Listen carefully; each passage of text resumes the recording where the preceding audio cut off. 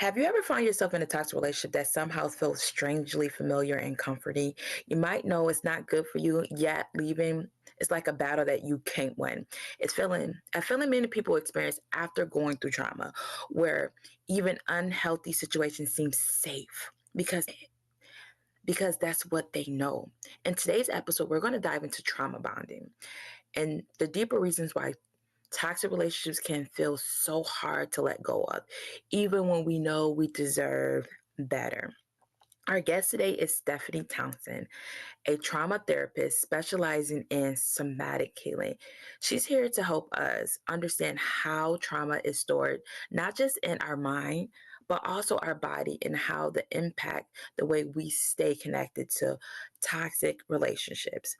Stephanie will introduce to us two powerful methods of healing: internal family systems, IFS, and eye movement based therapists. This approach helps us to cut the emotional ties to the past trauma and reshape our internal dialogues, allowing us to help both mentally and physically heal. We talk about how these methods work, how they can help us to begin to heal from trauma bonds, and why feeling uncomfortable with the unknown is sometimes what keeps us stuck in the pattern of pain. Stephanie brings a wealth of knowledge to these conversations. And I'm also excited to have her here to shape her insight on this with us. But before we dive into today's discussion, I want to welcome anyone here who's new. Hi, I'm your host here, and I am Rose Jones, and I'm just one woman, one voice, creating a space where we can all heal together. If you're on your own healing journey and you're looking for a community that understands what you're going through, you're in the right place. I would love for you to be part of our sisterhood. All you have to do is just hit the subscribe button, turn on your notifications, and never miss another episode of A Sister's Love podcast. And don't forget to join our Facebook group, Sister Let's Heal Together, where we dive deeper into these conversations. We share our stories and support each other on our journey to healing. Welcome to A Sister's Love, the podcast that helps women who are healing by having those deep conversations, giving practical advice and words of encouragement. Come on, let's talk about it. Hello, my beautiful sisters. Welcome to another episode of A Sister's Love podcast, and we have a wonderful guest. Her name is Stephanie, and I'm going to allow her to introduce herself to us and tell us a little about her story and why she's here today. Yeah, thank you for having me. It's such a pleasure. I'm a trauma therapist. I'm an LMSW in the state of Georgia. I own my own practice called the Cozy Couch Counseling, and I specialize in trauma, but I also see ADHD, eating disorders, anything like anxiety, depression, life transitions. And I got here on like my own therapeutic journey as a younger person. I went to therapy when I was younger for a series of like pretty traumatic events. And I just found my way of wanting to reproduce what I got as a teenager. I graduated from LSU in 2020, a really fun year to graduate. Ever since then, I've been accumulating research, just attending all the classes that I can, and putting myself where I can learn the most about trauma and how to bring healing to people who want it. So you said you took therapy as a child. Why did you take therapy as a child? Like, what happened to you that got you into therapy? Absolutely. A few general life things. I grew up with an alcoholic father, and so that does, definitely shift the family dynamics in terms of what's healthy and what's not. And on top of that, there was sexual abuse in my young teenage years. And so between all of my symptomology of suicidal ideation and depression and anxiety, I was really blessed to be put in therapy as a teenager. That's not the case for a lot of people. I think it's getting more common now, but that's why I started that therapeutic journey. Okay. Now, can you talk a little bit specifically on what type of therapy you treat people with for their trauma? Yeah, so it's very different than what I actually got as a teenager. When I was a teenager, it was more skills-based and more regulation-based and things like that. But I do primarily see adults, although I do have another clinician. She loves teenagers and young adults and their life stances. But what I provide is more of a somatic approach, means mind and body, not just the mind. So we get in contact with our physical sensations and like our physical reactions to things, and not just like our general thought processes. How can you explain that a little bit more? Like people that never heard of that before. It's like a connection between mind and body. So I know because I'm actually healing through trauma because I started the process, but somebody that does not know, like people all like explain it because a lot of people don't understand that trauma is just not in their mind or it's actually in your body. So it's a lot of people like the trauma is actually stored in your body, and a lot of people don't actually know that. And that kind of therapy kind of help you navigate the mind and body to help it remove both places so you can actually heal it. Is that kind of? Yeah, absolutely. And that's actually something if I had like a poster I could just plaster everywhere, it would be that trauma is stored in the body and not the mind. Yeah. The body sends messages up to the mind, and then there's communication there as to what we do next. So if we've gone through any sort of like domestic violence or abuse or even natural disasters, there are certain things that can happen, will happen in our environment. So if you get grabbed on the arm like pretty quickly by a trusted friend, that is going to register the same as any previous abusive grab. And that's where the trigger comes from, because the body's stored like where danger happens. And so if we get grabbed, that means now we're walking into a dangerous situation, not just like someone grabbing our attention. Or a specific smell really might put us on edge. If specific abuse happened like within a specific room of the house or around a certain time of day where smells are more prominent. And even like tone, if people use tone with us that they're not recognizing that is a trigger for people, specific tones or words or types of body language that we use could be really reflective of a previous abusive parent or partner. And that person would experience like that trigger because their body is registering it, but the mind is processing like all the messages that the body's sending. Yeah, that makes sense. So from what I'm hearing, it's pretty much like the body remembers. So you touch me, my body remembers that, and it brings the awareness to your brain, like, hey, something ain't right here. Either we get the hell out of here, or you pretty much go into that survivor mode right there. So you're like, your body be like, something ain't right. I don't feel good, and we have to do something about it. You know what I'm saying? Yeah. So yeah, that's a lot of people don't think of trauma. Like you said, a lot of therapy is talk therapy. And I think talk therapy is more like re-traumatizing. It's like hoping you relive, but not actually navigating the actual aspect of healing the trauma, but just acknowledging the trauma that had happened and where it happened and stuff like that. Just like bringing a recall of it. Absolutely. And I really share that line of thinking.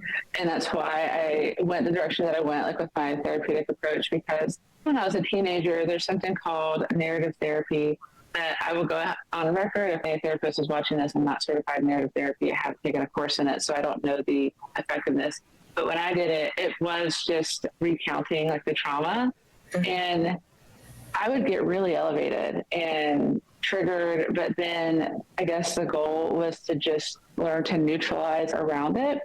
So it's putting the glass wall to the trigger, but never fully processing it and making peace with it and being collaborative with those pieces and parts of us that now carry alarm bells around us.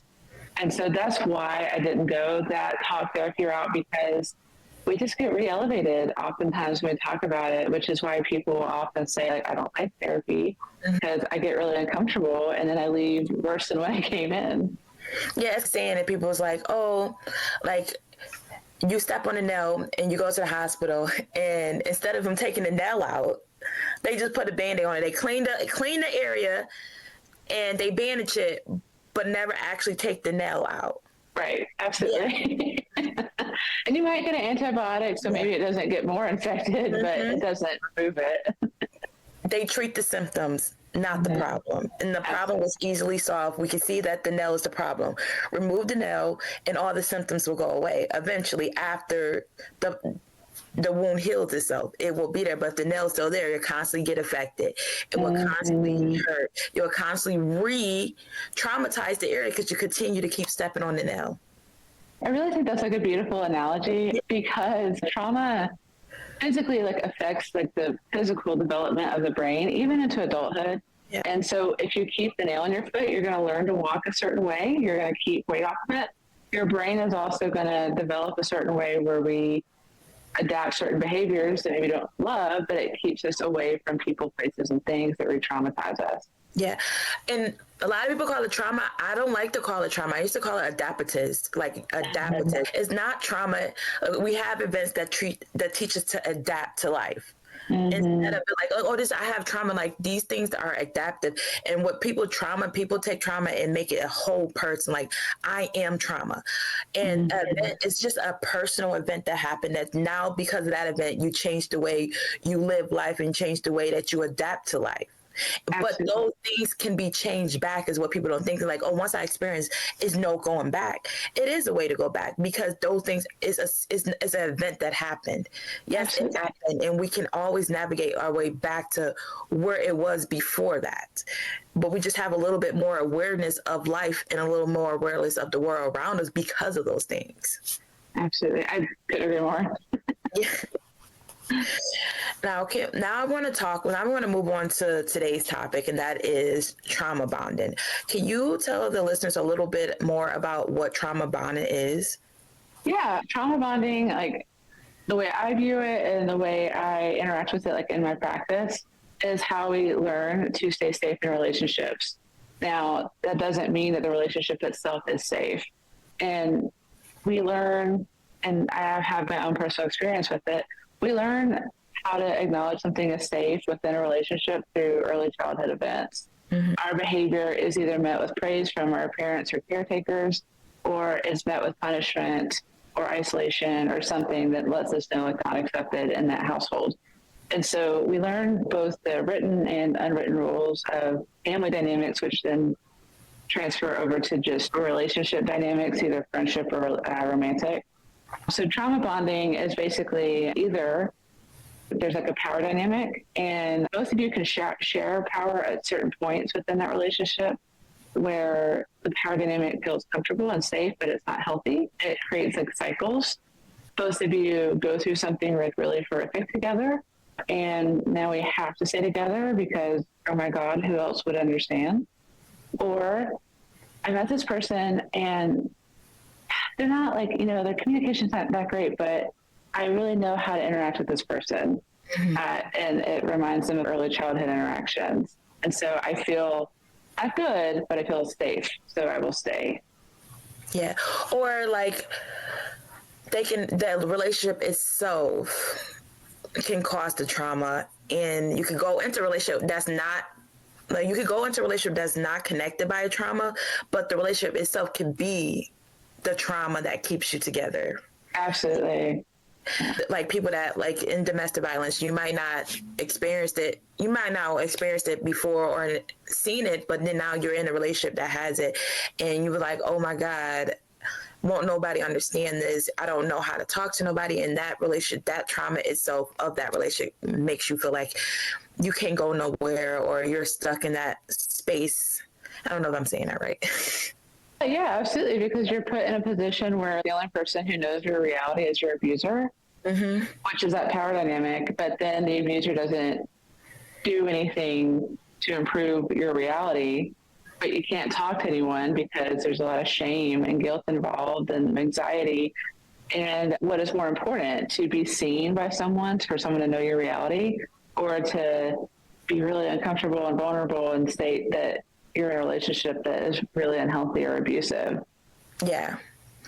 Or the most of it, like some people, if, like I said before, if some people never been in domestic violence or never, they can feel that this is wrong, but they don't consciously understand or know that it is wrong because they never experienced this before. Right. So a lot of people go into a space never experiencing something before, and it felt, like you said, it feels like home, or it feels comfortable, but it feels awkward at the same time. Mm-hmm. Mm-hmm.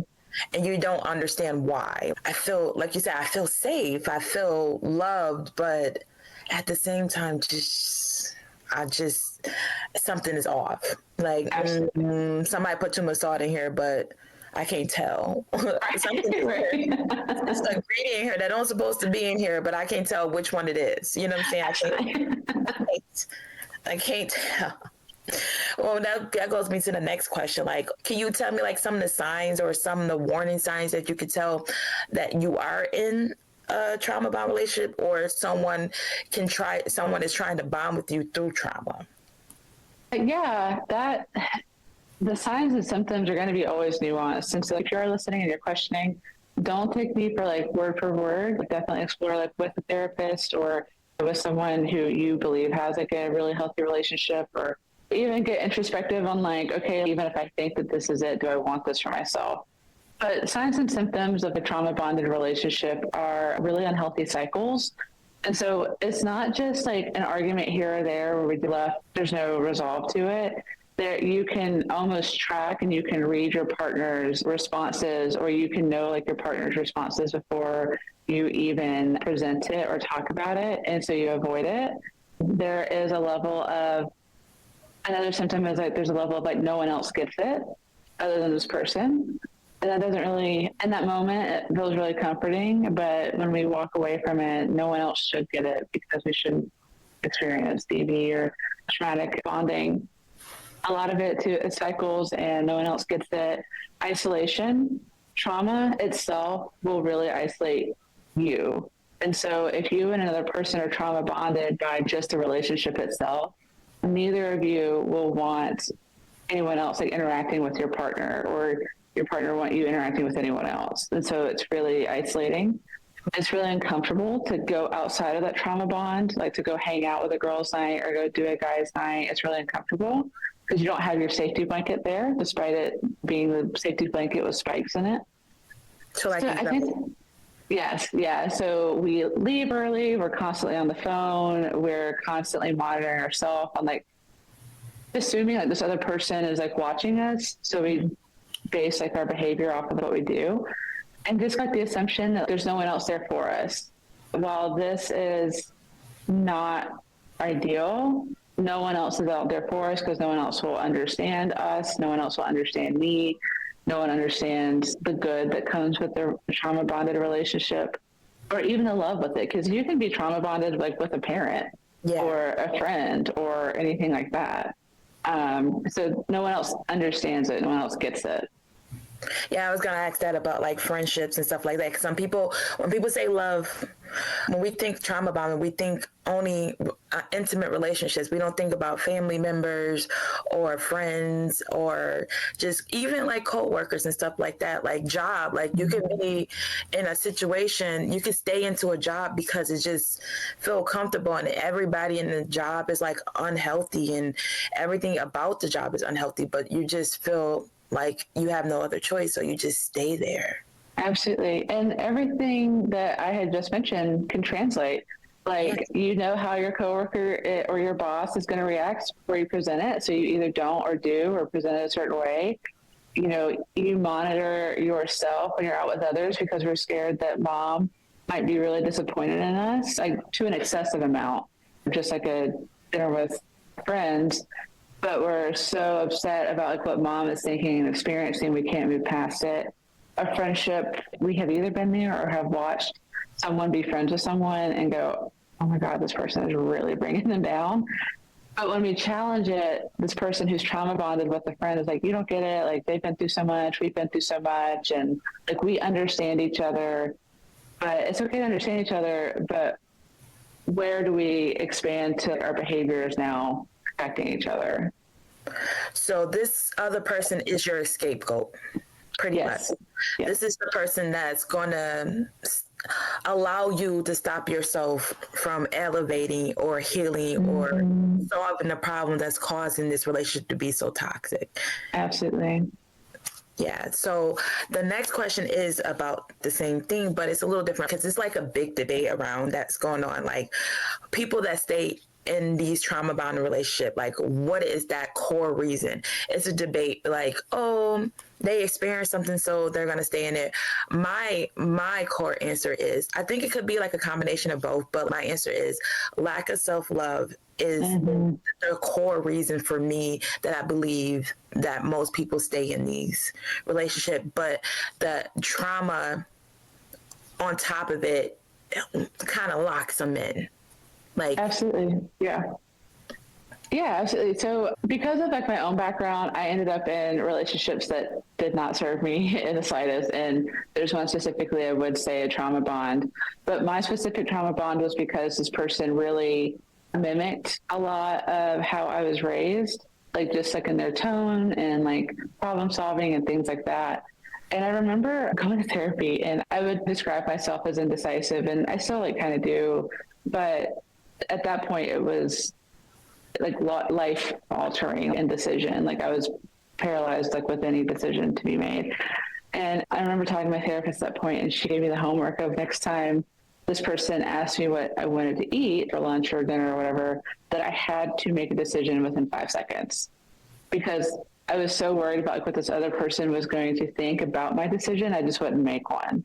And that obviously extended far beyond food, but when I did, that really unlocked like a neural pathway in my brain that just gave me access to like, oh, I can make decisions. I've never actually explored that before because I don't believe in myself enough to make decisions. And so I think that you're absolutely right in terms of the lack of self-love, because it doesn't really matter. It's like, why? Because the answer is a lot of different reasons in terms of these people could be matching something that they know in early childhood. These people could have gone through something traumatic with you, and now we all have a shared experience, whether we like it or not. But you're right. It's the lack of self-love, because self-love gives us access to self-agency, decision, the ability to change things, the ability to advocate for self or let people know that you do or don't like something. And so when we don't have it, all that's taken away. yeah, exactly. That's what I try to explain to people. They're like, oh, someone's in an abusive relationship, just tell them, just walk away. It's not as easy as you think it is. If they don't know self, have never had a relationship with self, they will always be codependent on whoever or whatever for them to feel whole. I said, so if you want to help anybody that's in abusive anything or in unhealthy anything, help them build up self. Help them talk to self, help them acknowledge who they are, what they want. And then they will start to develop, and they'll start to realize who they are, what they want. And then they'll start to make decisions for themselves and decide if this is where they want to be by their own decision, not without people pressuring them or telling them what to do, because you can take someone out of a situation. And then that's why it's like this cycle, like this. I say that you live your first abusive relationship, you recycle that over and over until you heal the first relationship. It's a recycle of the same relationship over. So until that initial relationship with self is healed, you will repeat that over and over. Absolutely. And I was like, to me, like, so if y'all listening, if you want to help anybody in an abusive relationship, help them love themselves, help them work on themselves, help them develop a sense of who they are, what they want, decisions, and how they want to show up in this world. Absolutely. And I love that, because it gives like the friend or the partner or person in that person's life a task, an avenue, instead of feeling helpless to watch a loved one just be in an abusive relationship. But it also takes away their responsibility of trying to convince them to leave too. Yeah, that's the most dying part, because you lose people there. That's where people get lost, because they don't know how they can support each other, but they can't continue to watch them get hurt, and they feel helpless. You know what I'm saying? So like that's when the helpless come in, like, well, I don't know what to do, I don't want to do it, and I don't want to sit here and do this, and I don't want to sacrifice myself or get into danger because of the situation, so I don't know what role to play here. Right. Absolutely. Yeah, and another thing that I like to talk about when it comes to helping someone leave out a situation is another hindrance that I notice a lot is not just the lack of self, but the lack of security and a lack of safety. If someone doesn't feel safe or doesn't feel secure, they won't even work on themselves either. Oh, yeah, absolutely. So if you're going to help that person, you have to make sure they feel safe and secure with you to be able to even navigate that avenue. That could be a whole nother episode or dissertation, because that expands both internally and externally. Because you're not being a safe person when you're saying like leave, leave, leave, leave, leave, because you're not honoring like where they are. Obviously, we know that the relationship is not serving them, but that's not meeting them where they are. And of course, friends who do this, family who does this, like, I know that you're well intentioned. You're not a trained mental health professional. This isn't in the manual when we turn 18. But obviously, if you're listening to this, like, you're wanting more information on it. And so, yeah, to present yourself as safe is to walk away from your responsibility, self-assigned responsibility of being convincing and trying to show them another life when they can't even see it. Because if we go internal to say, these people who are considering leaving, they are in fight or flight. And we know, like clinically, like by research, that when we're in fight or flight, fighting against a bear, running away from things like that, like digestion slows, blood levels, like the thickness increases, our heart rate increases as well. And there's like a lot of like physiological reactions that happen. So obviously you're not going to access highly therapeutic thought in that moment either. So they're just going to go wherever's safe. And if they're going to like the angry friend who's saying leave and the partner who is at this moment leaving them alone, they'll just stay. Yeah. Yeah. So, because it just feels safer. And that goes into my next question, like the confusion between Stockholm syndrome and trauma bonding. Can you explain that a little bit, or is they entwined with each other? I'm sure they intertwine, because Stockholm syndrome, to my understanding, is like the brainwashing of understanding that like their abuse, like they keep returning to their abuser, that their abuser is good. And I don't really necessarily even think that people who are trauma bonded with other people may all the time think that the person that they're trauma bonded to is good. Because actually, funny enough, I actually just listened to a podcast that covered like Patty Hearst, the woman who was kidnapped, and she like joined the cause, and she like truly believed that what they were doing was good and they were like murdering people. I think they had foundationally like a good cause, but they didn't act on it the right way. But so, you know, that was like a lot of discussion around Stockholm syndrome. Is not only was it just like this inherent belief that your abuser was good, because there's her report was that she was beaten, sexually abused, you know, forced to do like a lot of things. And how can we believe that someone is good when they do those things to us? We're trauma bonding. I think that there can be like a level of like, it is what it is, but I think that this person like wants to be good, but this is not good. This is just comfortable and safe. So, yeah. So trauma bond is more about safety, and Stockholm syndrome is more about brainwashing. To my knowledge, yeah, because Stockholm syndrome, like, it takes a lot of deprogramming, what I've been told, to not convince this person that their abuser was bad, but just that like their train of thought like wasn't serving them ultimately. Like they just kept walking back into abuse. Gotcha. I understand. Because I had it confused. Because when I was with my person, I used to thought it was like, oh, Stockholm syndrome. Like, I was in love with this person, and he did so much craziness to me. Then I was like, no. Then I learned about trauma bond. I was like, no, there's more. That's trauma bonding, yeah. Because I know damn well what was happening wasn't right, but I just ain't know how to navigate out of it. I didn't understand the concept of it. Because once I was on, like, I know this person was horrible. And I didn't care. Once I didn't care not one wake about this person anymore. Like, geez, I'm free. You know? And I think people with Stockholm syndrome, in some instant, even if they break it, they still have some kind of remorse or some type of warning to this person. So they still want to be connected to this person in some aspect. Yes. Yeah. I mean, yeah, absolutely. So I think it's like the foundational difference, like where you're saying, like, I knew it wasn't good.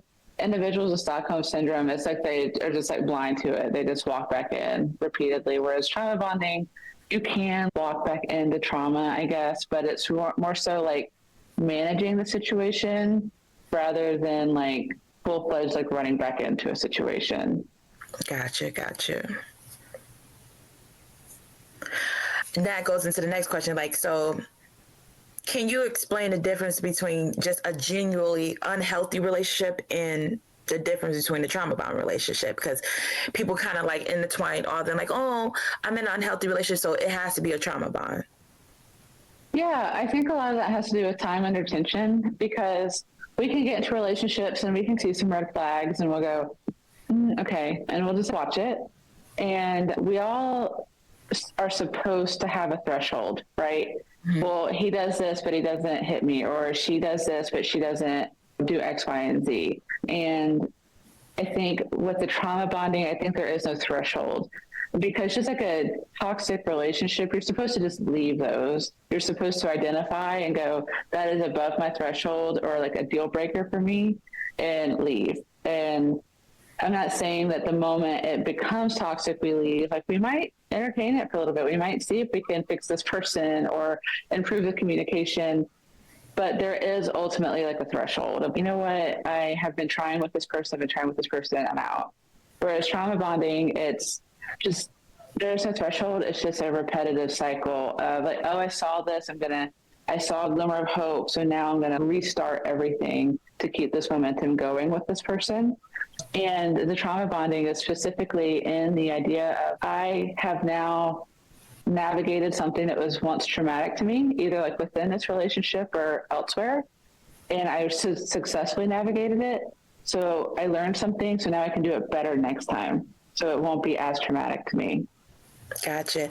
So an unhealthy relationship pretty much is like, okay, this person is doing this, you can identify the problems. Mm-hmm. Trauma bonding is like, I can feel something wrong, but I don't know exactly what it is that's wrong. And since I don't know what it is, we're just going to keep doing this until some point I can identify it, or the cycle going to keep going until you can identify it. Absolutely. Because even within trauma bonding, like, we can sit here and talk about, oh my God, like this person, I could care less about this person. But in that relationship, there was so much love for that person because of the good. The good was just enough to hold us to go through the bad again within that trauma bonding. Because trauma, again, if it's chronic relationship or early childhood, there can be good within it. It's not always like a storm cloud just pounding on you until you walk out from under it. So a lot of self-belief and this idea of, I love this person so much that I believe that they can overcome this, so I'll stay. Yeah. Can you give them a couple steps and a couple advices on how to try to start to break that bond? Yeah. This is like way easier said than done, but I'm a true believer of just thinking it. You don't have to say it. You don't have to practice it at first. Just thinking it repetitively builds that neural pathway to where then you can eventually access that action. Mm-hmm. But just work on being comfortable with the fact that you have a few deal breakers. You have a few boundaries and limits that this person is doing to you that you ultimately are not accepting of. Maybe at this moment we're tolerating it and navigating it, but you're not accepting of it. Mm-hmm. And be comfortable with the fact that you're allowed to be unhappy with something in a relationship. So many of us get into a relationship and be like, oh, well, like, I'm being overdramatic, I'm overreacting, I'm looking too deep into this. But no, you're just allowed to be upset with someone. And I think that would be step number one. It's just like allowing yourself to feel some type of way towards that person and their behavior towards you, whether it be a parent, a coworker, a relationship, or whatever. And then boundaries is such a nuanced step, because there's such a spectrum. Because if you and I are talking about a trauma bond, romantic relationship and boundaries, I'm not going to go and tell you to tell your partner, like, this is no longer happening, because that can skew into DV.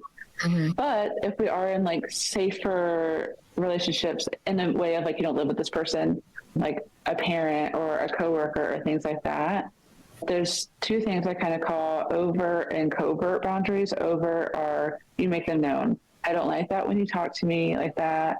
I don't like it when you do this. And covert is like, we don't feed it. Like, we all know someone who loves to bring up like controversial topics and just start a fight. Mm-hmm. But they're hoping that you feed it. So when we starve it, they will look for something else to interact with you with, like kind of like gray rocking or things like that. And so being okay with the fact that you're upset with something and establishing 1 to 2 boundaries, whether overt or covert, I say start with covert because they're more comfortable to those of us navigating difficult relationships. I think that those would be like the first two steps. They're not going to be perfect. You're going to try it and be like, oh, like I was this way, I can try this, was it worth it? But to just continue to build like that neural pathway, then starts to put you in positions mentally where you say out loud, like, don't talk to me like that. I'm going to end this relationship if you don't change, things like that. Yeah, and I would like to add one thing. The thing that helped me the most is like reading and just research Yes. and awareness, like bringing to my awareness, like curiosity. If I'm feeling some type of way and I don't know exactly what it is, my favorite place is Google. I'll take my phone, hey, I'm doing this, like this and this. Like I'll just type in the symptoms or whatever I'm feeling and see what pull up and see what it is they're saying about it. Don't believe Google all the time. Google is extreme. Just like you say, oh, I have a cold, my throat hurt. You could die tomorrow. It could be scrapped. Right. It'll be over extreme sometimes. But it's like to mostly just doing your research and just becoming more aware of what's going on with your person. If you're emotionally so much time and you feel like something is wrong, you just don't know what it is, talk to someone about it. Maybe someone can bring awareness to what's actually going on with you, because a lot of people have been through what you've been through and you just don't know because they're just not talking about it either. Absolutely. I love that piece of advice. And that's something I practice a lot, like in my work with people, because the average person who comes to see me, they've experienced trauma, and we're really good at belittling ourselves. And so researching puts a name to what we're experiencing. And so like when I put a name to know what you experienced with sexual abuse, know what you experienced with emotional abuse, or et cetera, it really shifts their perspective of like how severe it is. And so if we go on Google and start typing in, my partner does this, and when a whole bunch of abuse or trauma bonding resources come up, that absolutely tells us like what's going on in our life. Yeah, I heard somebody say this before. There's like a lot of people are not healing because they're not capable. They're not healing because their lack of their vocabulary. They don't understand what's going on. They just don't have the capacity to understand. And once they become aware and understand what's going on, they're like, oh, this just might not be what I think it is. Right. And it gives you a starting point. Absolutely. Absolutely. Now, since we're on that, I want to just navigate into our next part, which is the game that I have in place. Is called The Pathway to Healing. It's an interacting game that we both talk about scenarios with someone that's going through trauma bond and just pretty much give them some advice if someone is going through these issues in real life. Okay. The first scenario is you have been talking to someone who makes intense declarations of love early in the relationship, and the emotional connection feels overwhelming. After a week, they talk about how much they need you in their life and how they can't imagine being without you. It feels like it's too much too soon, but the fear of losing them keeps you hooked. How do you step back and reassess without being drawn into this intention? Yeah, absolutely. Do you go first, or do you want me to go first? You can go first. I hope all of us who are listening right now are all staying in the envision love bombing. And so when people come on strong, and so I hope that you get the same feeling as you get like with a pushy car salesman or someone who's like really good at sales or just trying to convince you of something. And the thing is you probably do want to buy the car because they're probably pretty convincing, or want to do the thing that someone's like walking up, but like, I don't know. So to step back, I always explain to my clients who are back into the dating pool and experiencing that, a few pieces of advice is, what if you lose them? What about your life changes? Nothing.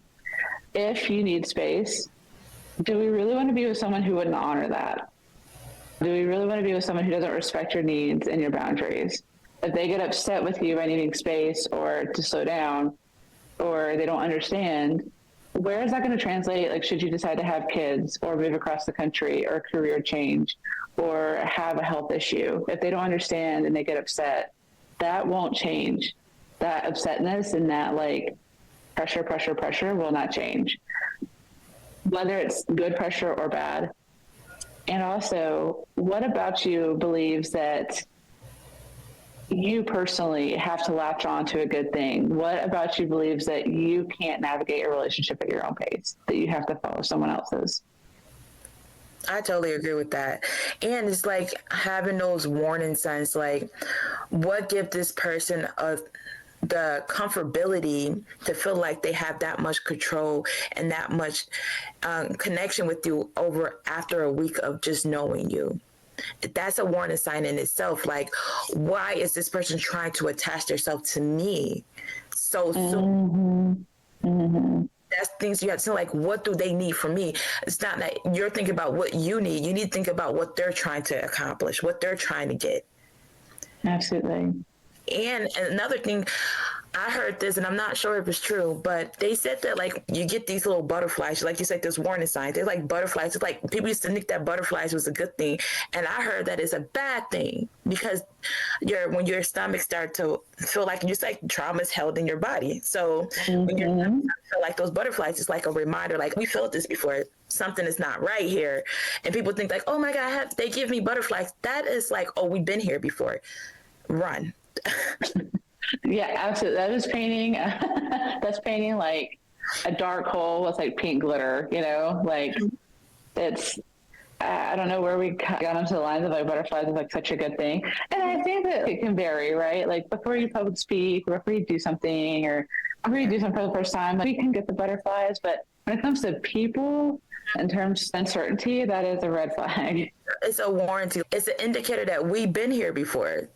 Your body is warning you, we've been here before. In some aspect, in something, we've been here and we didn't like it.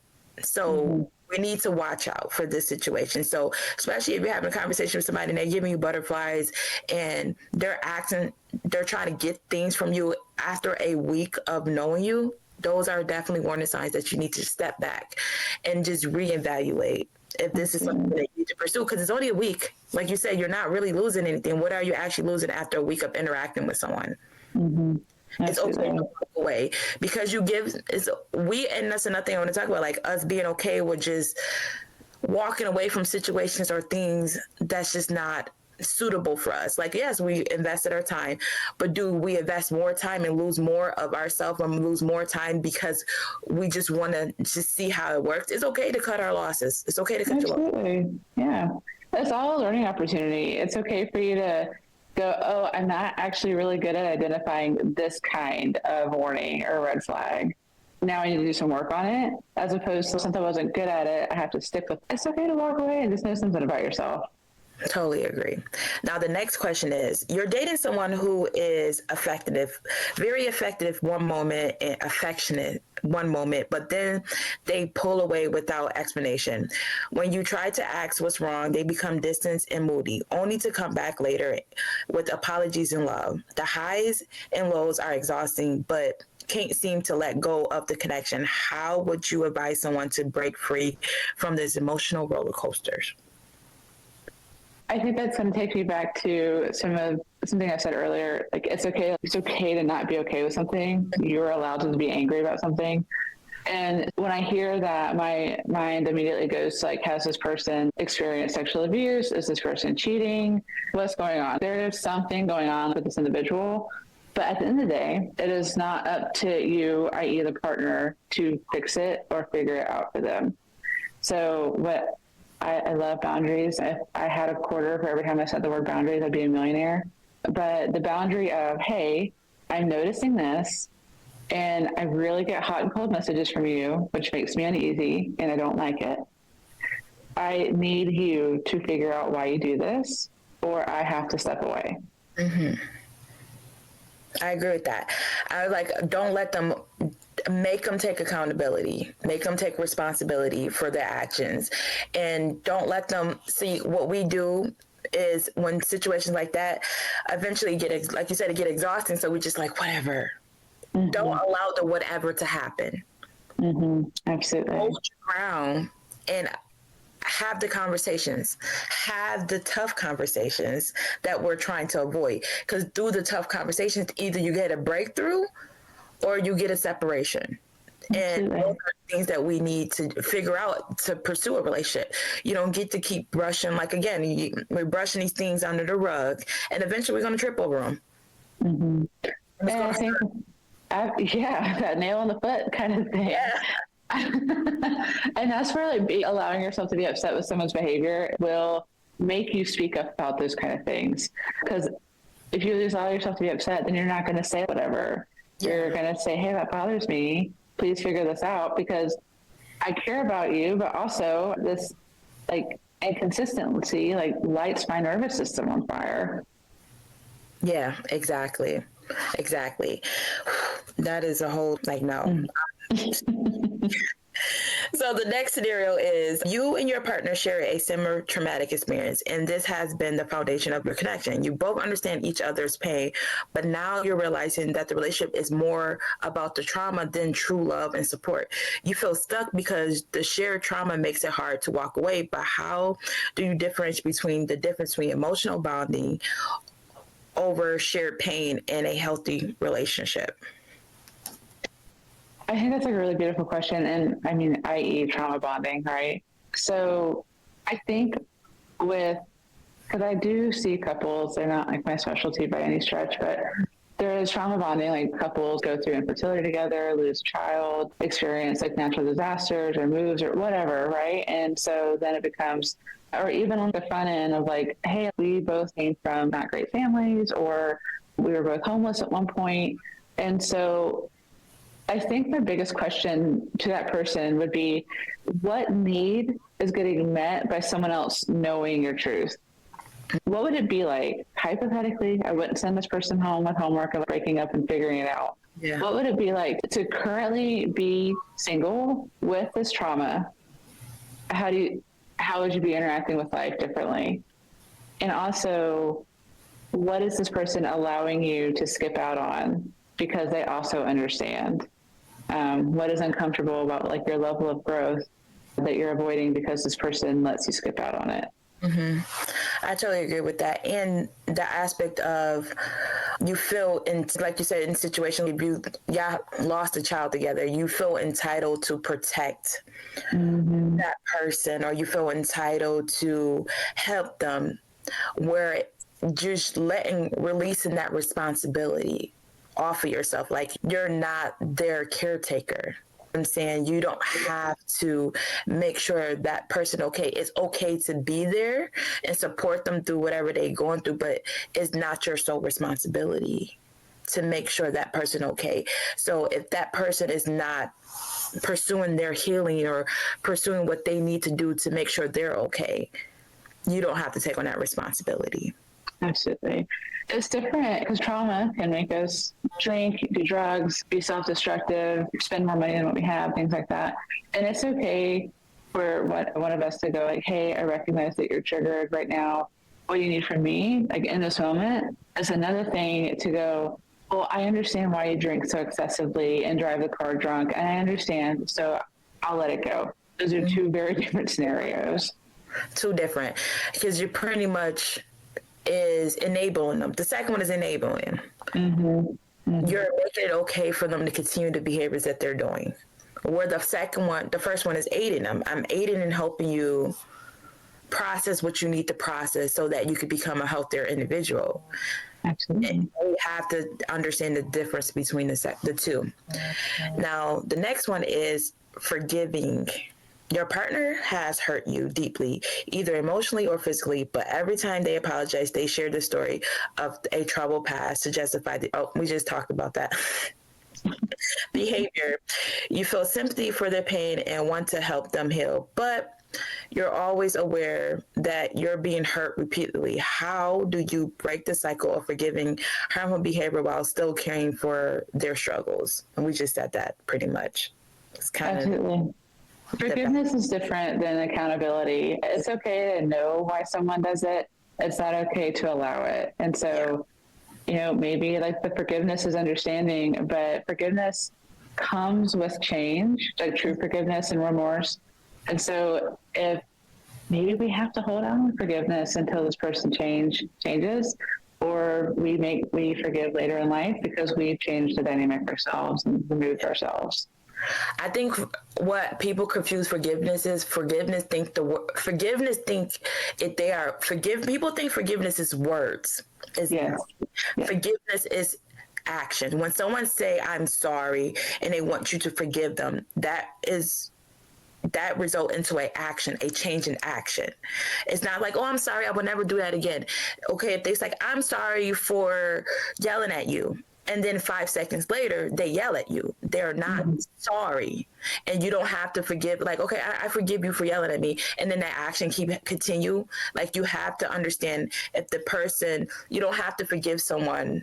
How can I say? I'm saying it. Like, if someone is saying something and keep doing the opposite of what they're saying, and you want to forgive that person, you have to understand, like, okay, they're not really sorry about what they're doing to you. So you have to move forward in your forgiveness in a separate aspect. Like you said, removing yourself. Like, okay, this person's not going to change. I can forgive them for what they did to me, but now it becomes my own responsibility. So this forgiveness can actually set in, and I can actually work on becoming a better person, because holding on to that pain and all the stuff that they did to you is not going to help you. You still have to forgive regardless if the action happens or not.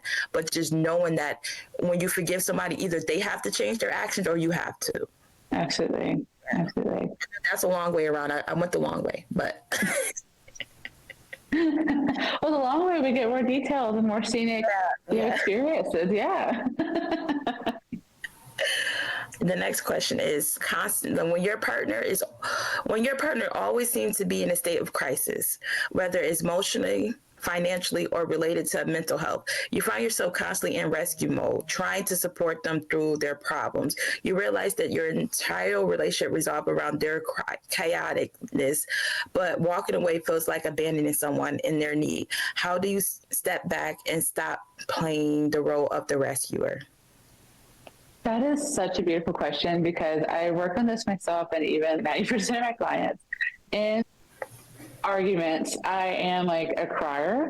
And even with my own marriage, that can send my husband into rescuer mode.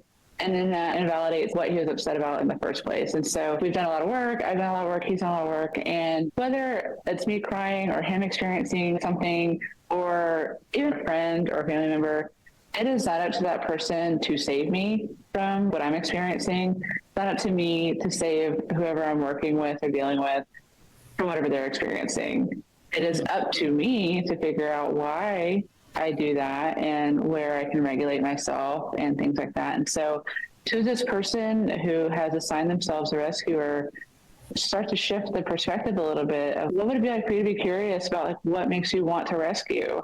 Do you feel unsafe when you don't rescue? Do you feel like you're the bad guy if you don't rescue this person or save this person from crisis? What do you think will happen if you don't rescue from crisis? And just become curious on, like, the what ifs around that kind of question. I know I was a rescuer, and I'm like, I go into straight, like, oh my God, I go straight into this place of empathy. Like, oh my God, if this was me, I would want someone to hug me and to do this and stuff like that. But I had to push back from that and allow, like you said, allow that person to self-regulate. I'm going to give you time to process whatever you're processing, because something that we said in this conversation triggered you. You know what I'm saying? Something triggered something inside you that either made you want to protect yourself or divert the conversation because you don't feel safe in whatever is going on here. I can help you navigate that if that's what you want, but I'm going to let you know, after we figure this out, we will go back to what the original conversation was. We don't get to avoid the conversation, but I'm not going to continue this conversation in this altered lens, because when people go into that stage where they're crying or something, their viewpoint or their statements is going to be altered based on whatever trigger they're going through at that moment. So I'm going to allow them to process, to regulate, and then go back into the conversation. Absolutely, because it's very skewed on both ends. Like, the crier is very skewed because they're just looking for a sense of safety, and like the person who shuts down and, like, stonewalls you out, they're going from, like, a safe place of protection. And like everything in between that, there's just a wide range of what these people are looking for that need to regulate before they move forward in meaningful conversation, because whatever they say in that state is not going to be like what they truly mean or feel. Yeah. So you definitely have to do the both. You can't just allow them to avoid. No avoiding is done. Right. Conversations have to be had, like we said earlier, good, bad, hard, or different. We have to have them. Mm-hmm. Yeah. And the next one is, after every fight or a painful argument, your partner is the first to comfort you, apologize, and reassure you with the sweet words. It makes you forget how hurtful they were just hours ago, and you feel emotionally dependent on their comfort they provide after causing the pain. How can you break free from the cycle of needing comfort from the person who caused the harm? I know I sound like a broken record, but just to allow yourself to be upset, because I think that so many of us have experienced parents or caregivers. A lot of parents will come back and apologize, but if that child like really struggles with that apology, or they maybe just don't want to be mad because they're mad, then like the parents can kind of get angry again. Like, why aren't you accepting my apology? I apologize. Or they turn up the dial and really fawn over the child, and now the child's like uncomfortable because like, I didn't really need all that, but I just needed space. Or like any other host of behaviors that don't foster the idea of maybe someone's just not ready to forgive yet or move past it. And now, and I actually say this like all the time, language like shapes how we view it. Because as a kid, when like a kid picked on you, stole something or whatever, the teacher would say, okay, go apologize. And what would you say? I'm sorry. It's okay. Yeah. And then the other person would be like, it's okay. Whether or not this kid is still like annoyed or angry or sad or whatever, they're supposed to say it's okay. Mm-hmm. And that creates a beautiful neural pathway in our head of the moment that someone apologizes, it's now wiped clean, and we should allow their behavior of apology. Yeah, I don't make my kids apologize. Yes, and I like it. Yeah. All right, so like, what do you mean? If they don't want to say, if they don't feel like they're sorry for their actions, do you want a genuine apology? Do you want them to be genuine when they say I'm sorry, or you just want them to say so you can feel better? Right, absolutely. And on the same sense of like, if your kids don't accept their apology, they can say it.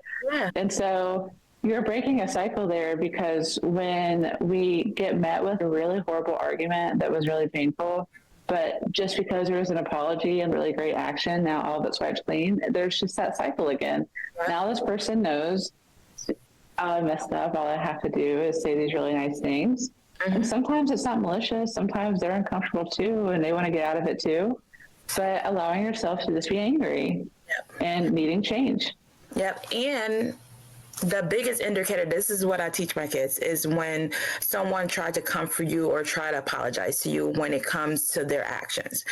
Are they saying sorry because they're actually sorry, or are they saying sorry so they can have access to something that they know they would not have access to if they did not do the things that they're doing? So understand the difference.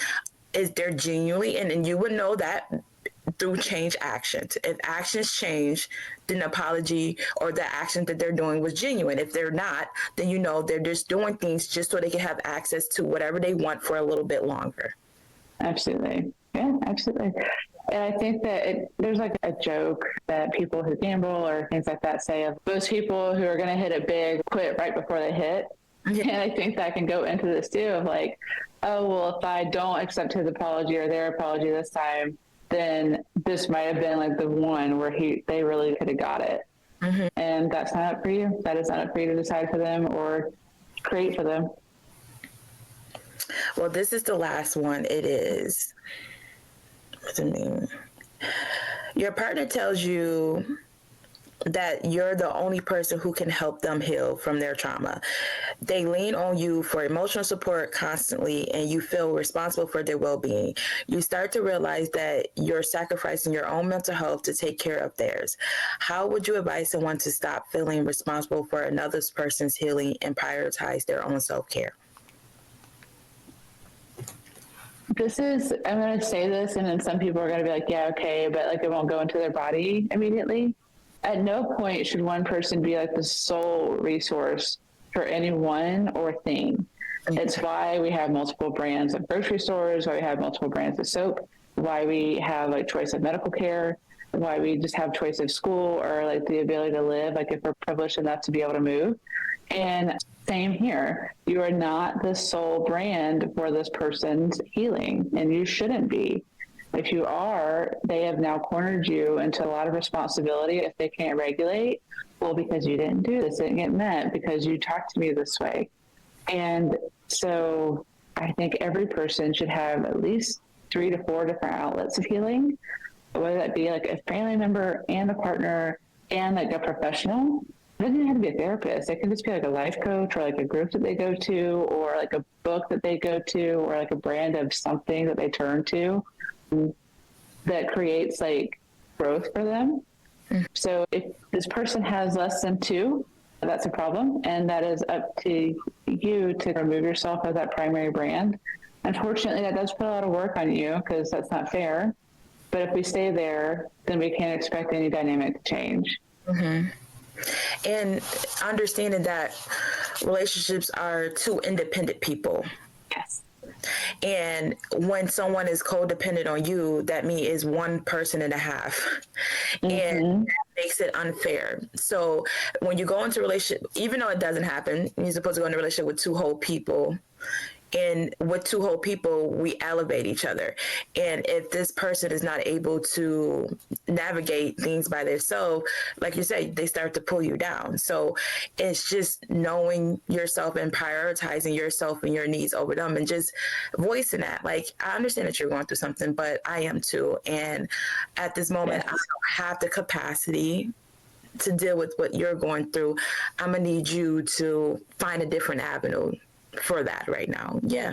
Like you said, telling them to find another way to solve their problem and not giving them that answer either, because we tend to say like, oh, go do this. And then we'll just like, oh, here go a list of things you can go do. You know what I'm saying? Like that's still hope. That's why I'll never write a list. Like, you know who you want to talk to, you know what you want to do. I'm not going to make that, for you. Like in terms of like, clients, people, friends, whoever, right? And I think too, people kind of underestimate like the level of sacrifice that is. Self-sacrifice and what you're asking someone to sacrifice if you're that person who's codependent. Yeah. Because you're asking them to put to the side their experience to hold you in that space, but now they don't get any interaction with what they've experienced, their triggers, their thoughts, because they've been asked to put that to the side. Yeah. And it's unfair. Yes. Well, that's the end of the game for today. And that's bringing us to the end of the episode. Is there any advice that you would like to give the listeners before we end this episode? Sure, absolutely. I say this with anyone that I talk to, whether it's like briefly, like in session or whatever capacity, because ultimately we're looking for the same thing of like self-love. And that's a touch on what you have said earlier. You cannot hate yourself into self-love. You cannot put your head down and bear and grind abuse in order to access love. Mm-hmm. And so the brain, fortunately, is a very simple thing in the way of it will continue to build on what you practice. And so if we think that like we're just going to be hard on ourselves and get our shit together, that's not going to create satisfaction with self. Mm-hmm. Or other people or life or anything. Or even if I just endure enough of whatever this person, they'll wake up one day and realize like how valuable I am to them. That is not how the brain works. That person will just continue to abuse you because it's an access. So you cannot hate yourself into self-love. You cannot endure abuse into love. You have to practice those things intentionally. They do feel uncomfortable. It doesn't mean it's not correct. Mm-hmm. So if you want to actually try and access self-love, you might have to shift how you practice talking to yourself and allowing people to interact with you. Yep. And another way I think that is like accepting the things that you don't love about yourself. Like, I don't love the way I talk to myself. I don't love the way I look. I don't love this. Like, people are like, oh, that's hate. No, it's not. It's acknowledging, because if you keep, like, your brain knows the truth. Like, you can try to convince it that it's not. But if you're saying, oh, I love the way, I love my smile, and then you look in the mirror and you're like, Your body knows that you're lying. I hate the way I smile, but I'm learning to love it. I'm working every day towards that. You know what I'm saying? Acknowledge where you are and be honest with yourself of where you are. And then you'll see that the love for yourself will be more. You're giving yourself compassion and you're sitting with yourself where you are instead of telling yourself that you're somewhere that you're not. Yes. Yeah. Couldn't agree more. Yep. Well, can you tell the listeners where they can find you, your website, your social media, and all that other good stuff? Yeah, I'm on Facebook and Instagram on the Cozy Couch Counseling. I am a millennial, so I'm scared to do TikTok just yet, or like any like video format. My website is thecozycouchcounseling.com. If you're in the state of Georgia and you do want to work with me, you're more than welcome to book a free 15-minute consultation there. And if you're not in the state of Georgia and you have questions or whatever, you can find my email on the website, but it is welcome@thecozycouchcounseling.com. You can always email me questions. If you're not an actual client of mine, it won't be therapeutic advice, but I can make more than happy to send you resources or people local to you to get some further answers on what you want answer. But yeah, that's where you can find me. All right. Thank you so much. I truly appreciate it that you came on today and hope so many listeners. I really hope everybody got something from today. I really hope that today was a very, very blessing because I know I learned a lot of stuff too. So I'll be taking notes. Thank you. Thank you so much for hanging out with me today. I want to say thank you to Stephanie again for helping us navigate this complex topic of trauma bonding. She really dropped some gems, didn't she? I'm telling you, that was a good episode. I really hope you're walking out of this episode or walking away with this episode with something helpful, whether it's learning about the somatic healing, trauma bonding, or just the reminder that healing is a journey that we all are on together. You don't have to walk it alone, okay? But before we leave, I want to ask you a question, right? Have you ever felt stuck in a relationship that caused you pain, yet you can't seem to let go? If that answer is yes, our next episode is for you. We're going to share a story that not only filled with hope, but we're also going to give you some real tools to help you reclaim your life and your self-worth. If that's something that you need, this episode is going to be powerful, and believe me, this is something that you're not going to want to miss, and it's going to be life-changing. And also, don't forget that we still have our Facebook group, Sister Let's Heal Together. It's a safe place where we dig deeper into these topics, share our story, and offer support to each other every step of the way. I would love for you to be part of that community. Just check out our show notes so that you can get the link. Again, the name of it is Sister Let's Heal Together. All right, well, that's it for today's episode. Remember to be kind to yourself. Take things one day at a time and know that you deserve healing and love. Sending you all the love, always. Signing out, your sister to love, Rose. Bye.